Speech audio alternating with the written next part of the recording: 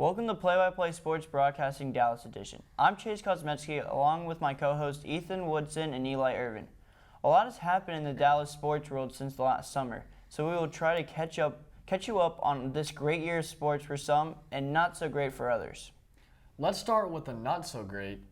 The Dallas Mavericks and Luka Doncic had high hopes heading into the season. They were coming in off a top 4 finish in the West and even made it all the way to the Western Conference Finals before falling to the eventual champion Golden State Warriors.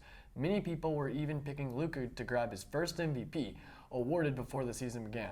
They started out the year pretty well, going 22-16 heading into 2023. However, Doncic and company got off to a slow start in the new year and decided they needed a change to spark them. In the second half of the season, the Mavs did just that in trading for 8-time All-Star and former NBA champion Kyrie Irving.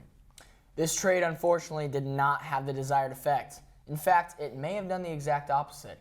The Mavericks fell completely out of the playoffs, going 2-9 in their final 11 games and finishing the year 38-44. Even with Luka's heroics, averaging over 32 points, 8 rebounds, and 8 assists for the season, this team has a lot to figure out heading into next season. We now talk about the stars that shine brightest in Dallas sports, and that, of course, is the Dallas Stars hockey team.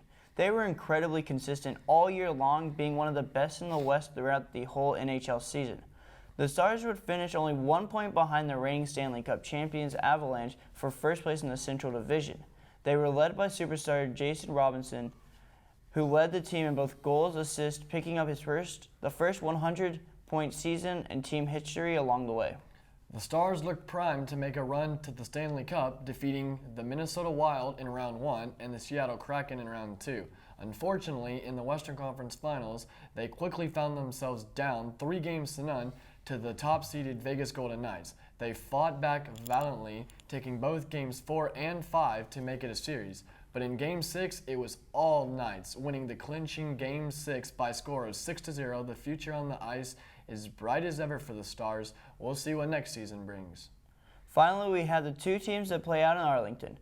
Though last season was a bust for the Rangers, they have started off hot. They currently lead their division as in-state rival and defending World Series champions, the Houston Astros.